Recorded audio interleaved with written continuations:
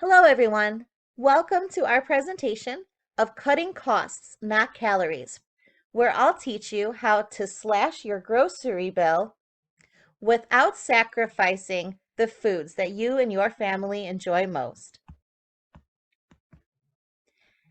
As we all know, things at the grocery store have been looking a little different lately, especially your receipt at the end. Prices have gone up significantly, 3.9% since 2019. That doesn't sound like a lot, but as you know, every penny counts. That's just overall. Meat specifically is up 4.6%, dairy 4.4%, and non-alcoholic beverages like your soda, juice, bottled water is up 4.4% as well. Some people have even been complaining about the quality of groceries. So you know that if your prices have gone up, prices have also gone up for the companies that make the food, package the food, the manufacturing, the delivery of the foods, the trucking companies that deliver it to the stores.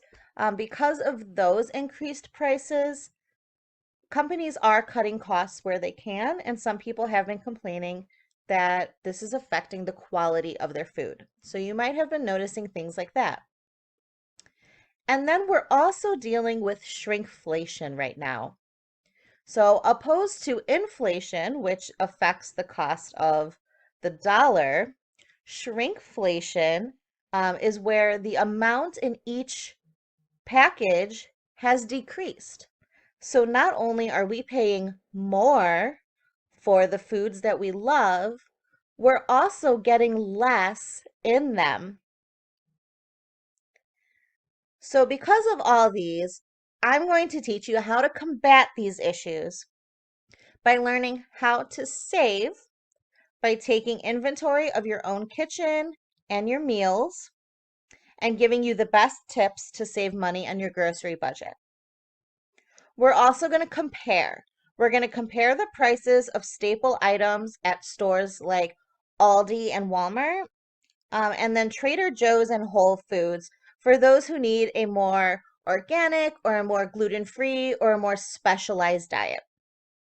Plus, at the bottom of this video, there will be an attachment for a work week's worth of dinner recipes that you can make for a family of four under $15.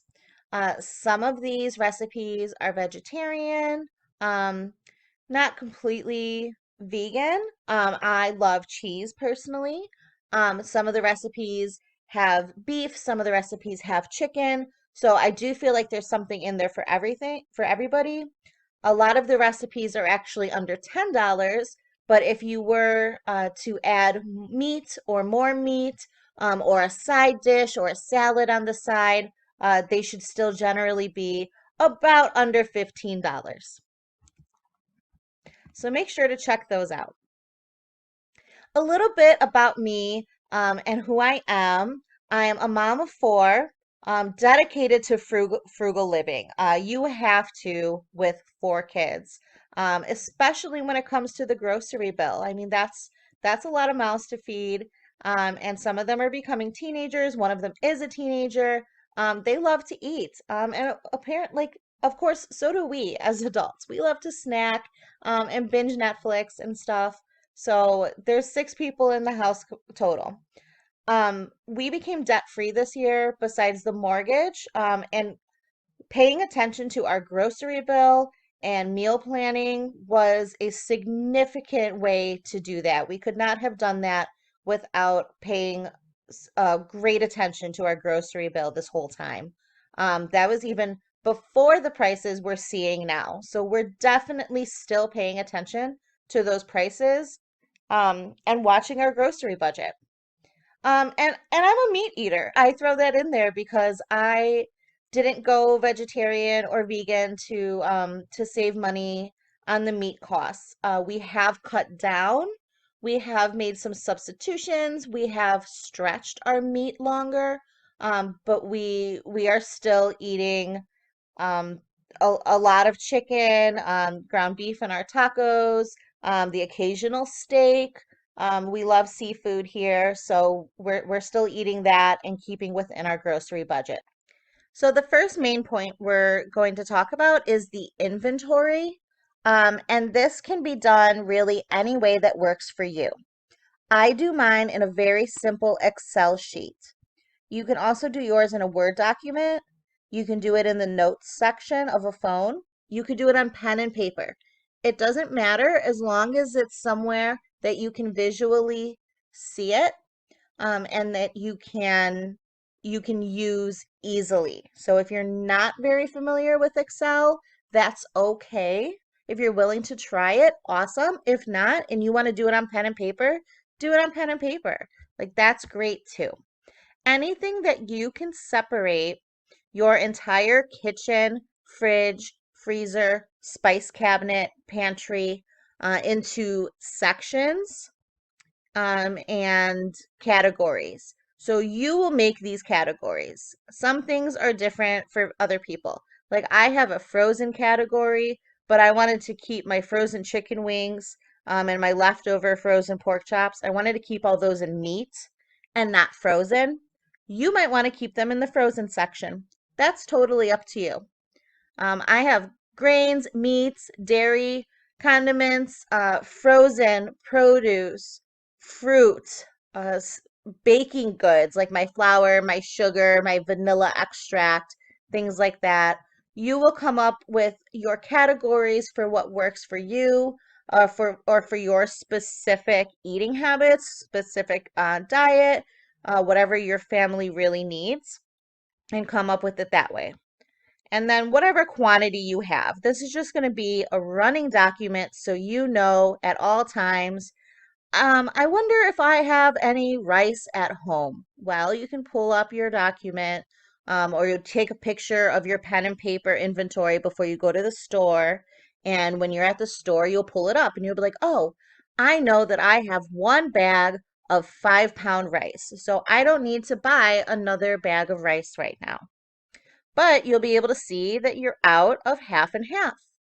So you'll know that you need half and half. Or if you forgot to write it on the shopping list, you can cross-reference that. Or are we running low on cheese? Like, yes, we only have this much cheese, so I'm going to add cheese to the shopping list. Always go to the store with a list. That's not to say that you won't get anything that's on the list. I know that that's unreasonable to ask of you. But this will help you with a list, decide what you really need and what can maybe wait till later. So some baby steps to saving easily, okay? I'm gonna have my little talking vegetables over here. They're kind of gonna be Captain Obvious, and they're gonna say some really common ideas about shopping and grocery eating that you've probably heard before. But I'm going to start off by talking about meal planning. Plan your meals, plan your staples for the week, prevent impulse buys. Okay. You already know on Wednesday you're having spaghetti and meatballs. So you're not going to go to the store and buy a bunch of chicken for dinner because you already have what you need to make spaghetti and meatballs. Um, don't go crazy with the meal planning. When I first started getting really into meal planning, I was like, oh, I'm gonna make filet mignon with garlic mashed potatoes on Tuesday, and on Wednesday, I'm gonna make a 5 course breakfast for dinner, and then on Thursday, we're gonna have this. It doesn't need to be fancy. It's just a way to keep you accountable, to say, hey, I said we were having grilled cheese and tomato soup tonight, and that's what we're gonna have.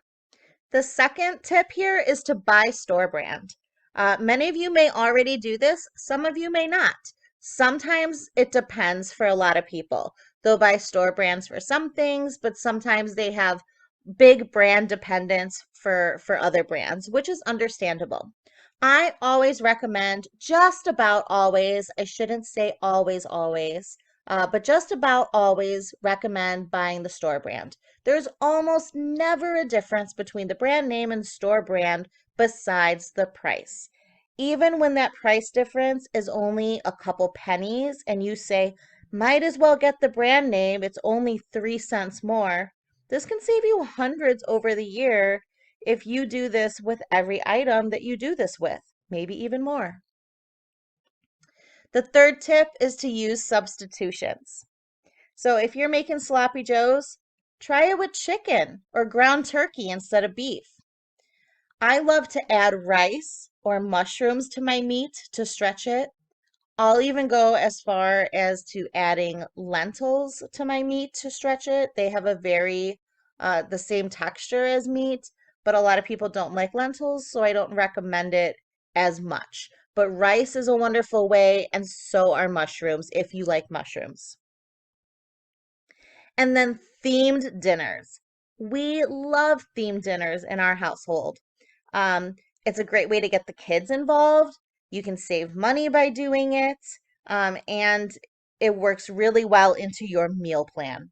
Meatless Mondays are a big one in my house. And when I say meatless Mondays, I don't mean that you have to go all out vegan, okay? Cheese pizza is meatless. I'm just saying.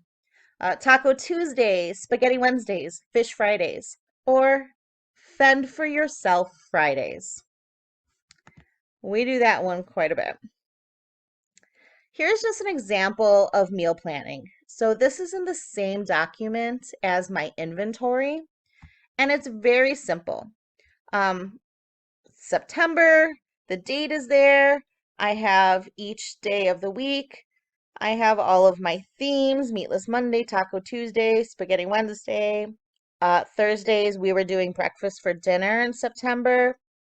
Um, on Fridays, we were going to do fish, but like, see, we had chicken wings on one Friday. So, like, it's not exact. Like, don't beat yourself up if you stray from the plan. Saturday was leftovers and creativity. That's the name of my new band. Um, and then this is just basically a mini calendar. So I didn't meal plan for like the first week. I was off track, but then afterwards, we did really well. So I knew that we were eating out this day, and I knew that we had a birthday dinner on this day. So I was able to visualize all of that and say, okay, so the day before we go out for this fancy birthday dinner, I don't want to make anything with leftovers because we're not going to eat leftovers on the 17th. Um, so you can always look for special occasions, look for opportunities to use leftovers. If you're having tacos on Taco Tuesday, maybe make some taco mac on Wednesday. I love meal planning because you can visualize you can do it by week, you can do it by month, you can do it just, by every couple days. Whatever works for you. Just a little more on themed dinners. So Meatless Mondays, I really do kind of try to push Meatless Mondays. Like I said, we eat a lot of meat in our house still, but this is a great way to save money on meat by skipping it once a week. You can get the kids involved by doing like DIY pizzas or things like that. It reduces the prep time, time in the skillet with meat, baking, things like that are not as kid friendly. It doesn't have to be vegan, eat cheese, eat eggs, eat tuna, if that's, what you think of meatless as. Grilled cheese tomato soup, tuna salad, or like tuna hamburger helper, um, pancakes, breakfast, right? Eggs and French toast, or like a split pea soup, lentil soup, something like that, matzo ball soup. These are all really delicious options that become really cheap because we're not paying the price for meat right now for that meal. So think about incorporating those. You can also do themed months instead of just dinner. Veganuary is a thing. It's when people do try to go vegan for January. I've tried it. I have not succeeded completely, but I know people who have and do really enjoy it. No spend months, so no spend September, no spend November. Doing a clean reset, like a no spend month for January at the beginning of a new year. March Madness, like just have a month of using up everything in your pantry, right? And just making some wild creations with your family. Come up with your own themed month, if it's October and maybe you want to do just spooky dishes or Halloween dishes every Friday or every Wednesday or something. More baby steps. So, just like I said, like using up everything in your pantry, do a pantry purge. By having that running inventory I showed you how to do, you'll know exactly what you have. So you can look at it and be like, oh, if I have this, and that, I can make this. And it's not something you would normally make, maybe, but you'll get really creative. So during a pantry purge, during like a no spend month, you would only buy your staples, your bread, maybe some onions or something like that. Um, you're not buying a lot of groceries by any means. Plentiful portions. We eat really big portions and we don't even realize it. So by investing in a scale, or by using a reference for your portions. They say like, oh, chicken breasts should be like the size of your fist. Using references like those or weighing your meat will save you on costs because you're not eating three portions of meat. You're eating just one portion. And then seconds if you absolutely still feel like you need some. Salad sides, adding a salad or a vegetable to every dish. Nothing fancy, just, something. A frozen steamed bag of broccoli or something on the side will help fill you up, will help get some vegetables in, and is a really cheap way to just reduce um, all the meat that you're eating, the costly, expensive things that you're eating with dinner. And then buy bulk staples. So eggs are like over $3 a dozen right now, which is just bizarre to me because I love eggs. So it might be worth buying something like that in bulk. We buy our eggs in bulk from Costco. There might be even better options out there that I don't know about. So milk, coffee, flour, sugar. If you use enough of these items every month, I would consider buying them bulk. If not, then just buy as you normally do because otherwise you might waste it or it'll go stale, it'll go bad, and then you're just wasting money. Now we have some pro tips to save. So markdowns. Markdowns happen at a lot of grocery stores. So most of you probably know about day old bread. Day old bread gets discounted a day after it's made. Stores also mark down meat, vegetables, and other goods, usually really late at night before they're closing, or really early in the AM, right as they're opening. So the best time to go shopping for those is in the morning. Cashback apps like Ibotta, Shopkick, Fetch. If you watched any of my couponing 101 videos earlier this year, um, those are great ways. If not, go ahead and download any of those apps and give them a try. Buy less. This seems obvious, right?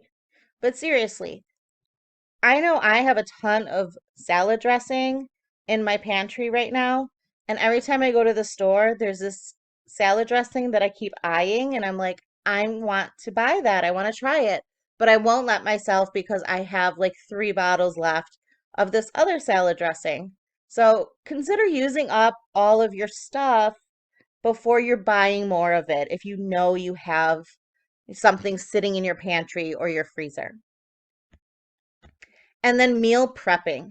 So different from meal planning, Meal prepping is when you're actually getting out your dishes and we're making food for the whole week or for a couple days or whatever.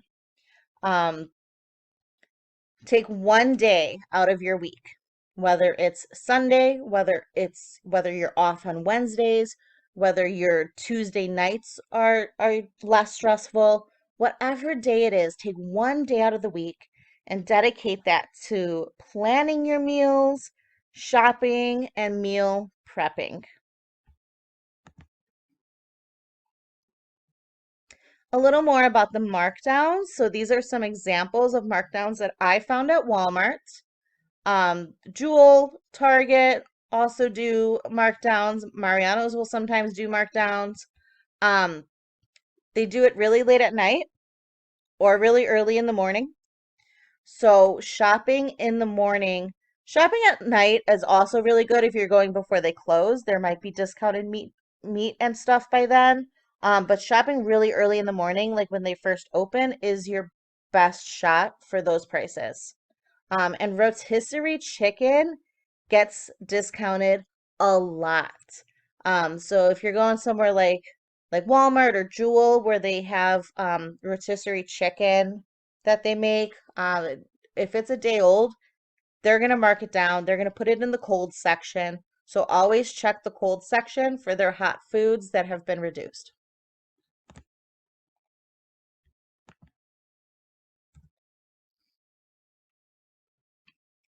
Uh, DIY your groceries. So shred your own cheese. Yes, it is cheaper. It will save you a lot of money. It's a pain to clean the grater, but you will save, and it is so much fresher because shredded cheese has potato starch in it to prevent clumping, and you won't get any of that anymore when you shred your own cheese. You can DIY your seasoning blends too, like taco seasonings, everything bagel seasoning, ranch, well, not so much ranch seasoning. I really like packaged ranch seasoning, but like marinades or rib rub, things like that, you can get the individual spices. You probably have most of them and DIY them. Grow your own herbs like basil, parsley. You can do these in a little window garden. If you have a big garden, can your tomatoes. You can use them all year round. And DIY things like garlic bread or frozen French toast sticks, things like that, instead of buying the pricey frozen kind. 6 is be versatile. This means to choose stuff, especially meat, that have other purposes. Spiral ham is a big one. When we get big or like big quantities of meat, it's usually from a spiral ham because I can make not only ham dinner, but ham sandwiches, ham and noodles. I can make it with breakfast ham sandwiches, omelets, scrambled eggs, whatever. Hot dogs are another one. They're not my favorite protein, obviously, but you can put hot dogs in, so much. Eggs. 7 is get creative. So you remember using bread instead of buns as a kid for like hamburgers and hot dogs? You don't have to take it all the way back there. I will. My husband won't. But you can try to have a sandwich with French toast or with garlic bread when you're out of buns. Buns are expensive. Bread is so much cheaper. And if you can make it fancy by throwing an egg on it and making it French toast and having like a Monte Cristo sandwich, that's really cool. That's better than a bun in my book. And number 8 is to buy from a farm. So if you have a deep freezer, consider finding a local farmer and getting, a quarter cow, a half a cow. It's a lot of meat. So you can always find a few close friends with to split the meat and, of course, the cost with. This will save you a ton of money, but it's not a great option for everybody because Lots of people don't have local farms nearby. Chances are you do if you look close enough, or if you ask around in your social group. Somebody will know somebody who did this, and you'll be able to find it. Even if you don't think you live by a farm, chances are you can find it. Um, it is expensive up front, but it will save you so much on meat in the long run. And I do want to talk about what our little lettuce friend here is saying. Frozen and canned vegetables have the same nutrition as fresh vegetables. So if your vegetables are going bad in the crisper drawer all the time, or if you're concerned about the price of produce and you're kind of just sick of spending money on it, you can buy frozen or canned vegetables, and they have the same nutrition. Just get some kind of vegetables in there. I love, love, love frozen vegetables. I use them every chance I get. They are just so convenient. And then another tip that I didn't have on there, but I thought was really important to talk about, is in-person shopping versus ordering delivery shopping, or delivery groceries, I should say. In person is almost always cheaper. There are some stores like Walmart. Walmart is really good about giving you the same price on delivery that you're going to get if you bought the item at the store. However, many apps that you can order grocery delivery will upcharge items. So, Instacart is one of those things. If you get Aldi delivered on Instacart, you are definitely seeing an upcharge.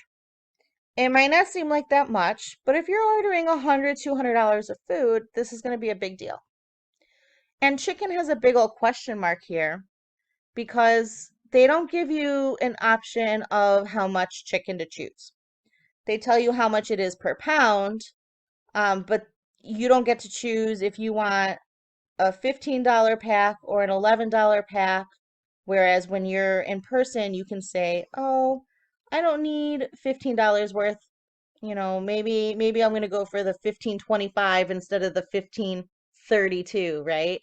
Or maybe you like to choose your the quality of your food. Maybe you like to look at it and be like, this one's too fatty and I don't want this one. You don't get that with delivery. So just keep that in mind.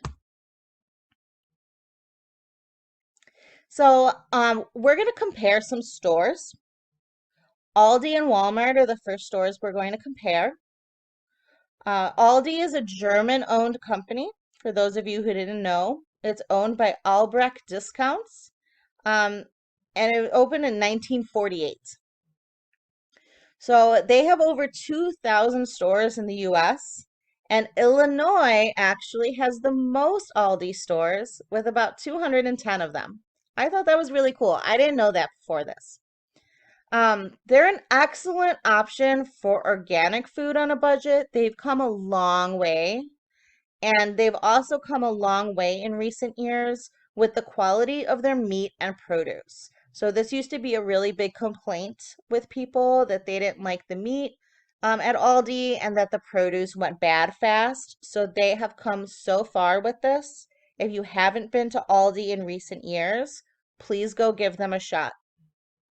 And they have many store brands. So there's not just one store brand, like Walmart has Great Value. They have so many, like their bread, or they have like gosh, I can't even tell you one because there's so many. Happy Farms is their like dairy. Fit and Active is their like low calorie brand. They have so many brands, but you'll recognize the store brand versus the name brand. Walmart, on the other hand, was, of course, as we all know, started by Sam Walton in 1962. Originally, the purpose of Walmart was to only have products that were made in the USA, which I think is like very ironic. So, they have over 3,500 super centers in the US, so that's not Walmart's total, That's just super centers that have like the grocery as well as the Walmart. Texas is the state with the most super centers, over 600. They're a decent option for organic food on a budget too. They do have organic options. I wouldn't say I I'd say they do have as many as Aldi just because Walmart by default has more food and more choices than Aldi. But I'd still say that Aldi has a little better organic quality. Um, Walmart has varying qualities of meats and produce, but this is good because it fits every budget. So there are higher end things available there. There are, very budget friendly things there, where Aldi is kind of like a one price zone store. So we're going to compare these staples that I chose, from produce to bread to dairy to staples like sugar and flour for baking, mayonnaise, eggs, and some meat. And we're going to kind of go through this part really quickly because it's not substantial. So romaine hearts, Walmart has this beet. Russet potatoes, this is per pound because Aldi had a 10-pound bag, whereas Walmart had a 5-pound bag.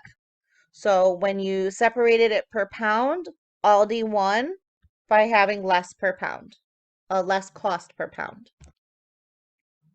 Sweet onions, Walmart had this one in the bag, 3 pounds of onions for $1.28. A loaf of bread, 16 ounces, not much of a difference here, just a couple pennies, but it adds up. Same thing with the milk. Aldi only had this one beat by 1 cent. Cheese, another 1 cent. Butter. Now this was the big tub of butter, so to be fair, Walmart, at least all the stores I visited while doing this research, did not have a big tub of great value store brand butter. Aldi did. Walmart, so this is comparison to the Country Crock, which was the closest comparison. Sugar, 4 pounds, Aldi by 1 cent. Flour, Aldi by a little over a dime. Pasta and sauce, so a 12-ounce box of pasta costs the same at Aldi and Walmart, but Aldi has a little cheaper sauce by 3 cents for 24 ounces. Mayonnaise, Aldi definitely had this one beat, and supposedly Aldi's brand of mayonnaise, which is Berman's, is supposed to be made by Hellmann's. So that's the rumor. I have not confirmed if it's true. Eggs. Can you believe eggs are at $3.50 a dozen? Because I can't. This used to be my favorite protein that to eat on a budget, and I can't believe it's $3.50 a dozen right now. Aldi had this one beat by a few cents. Chicken breast. Aldi was $2.89 a pound. Walmart was $3.24 a pound for the store brand. That's pretty big difference for me. And bacon. This is the premium. It wasn't center cut, it was a premium cut. So I don't really know what that means. I usually buy like center cut, but these were the two comparable ones I could find that had the same cut, the same fat, the same things like that. But Aldi had a 12-ounce package and Walmart had a 16-ounce package. And even though Walmart's costed more, I gave this to Walmart because it was less per ounce, 28 cents versus Aldi's 33 cents. So what we did is I added them all up. So I said if you went to Aldi and you went to Walmart and you bought these exact this exact list that I just gave you, which one would be cheaper? And it came out that Aldi was cheaper, but only by not even a full dollar. So this isn't a lot in this scenario, but if you were to buy a couple hundred, $300 of food, like some of our grocery bills are lately, um, that would make a difference over time, especially over the year.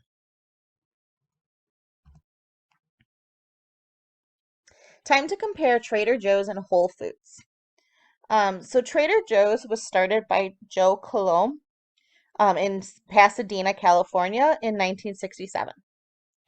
There's only about 530 stores in the US, um, which is kind of actually a lot. I guess it just doesn't seem like a lot compared to the number of stores the last two stores had. California, the birthplace, has the most Trader Joe's stores, about 192. It's a very popular option for quality organic food. That's most of the people I know who shop at Trader Joe's. I do occasionally, not much. Um, they shop there because of the quality of the food. And they have lots of store favorites like Two-Buck Chuck, which is Hawaiian, cauliflower rice pizza, some sauces. These are really popular items that Trader Joe's made famous. Oh, and everything bagel seasoning, of course. They started that.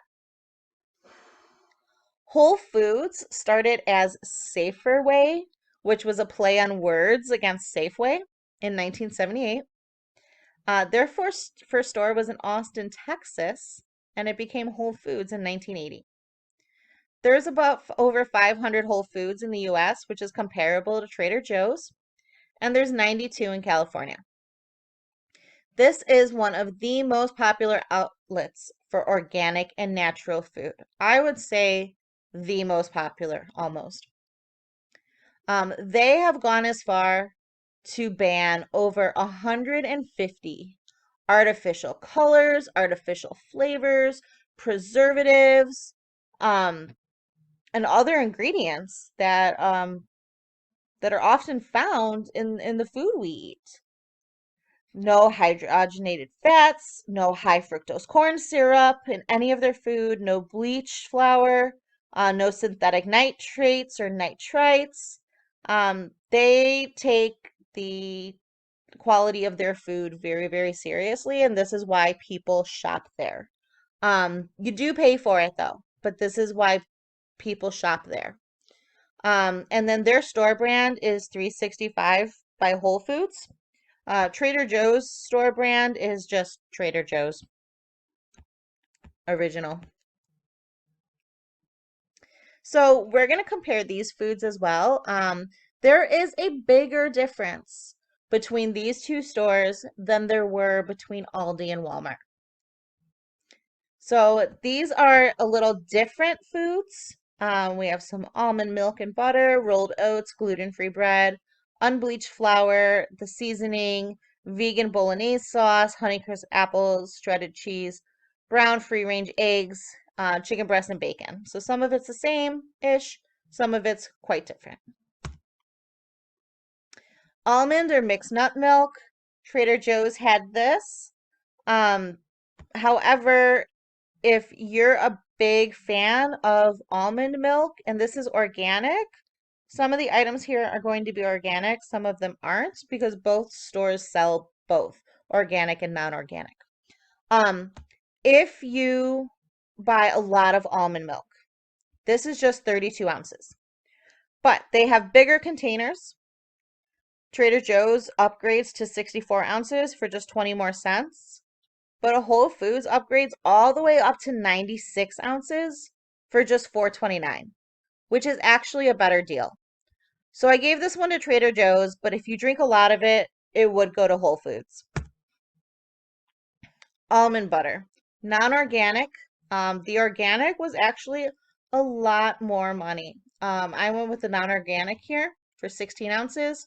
Trader Joe's had this. However, if you ever shopped at Whole Foods, you know that they have like an entire peanut butter bar, like Think of like the coffee grinders in a grocery store where you grind your own coffee beans. It's like that, but for nuts at Whole Foods. Rolled oats, 42 ounces organic. Trader Joe's had this. But for gluten-free bread, Whole Foods had the better deal.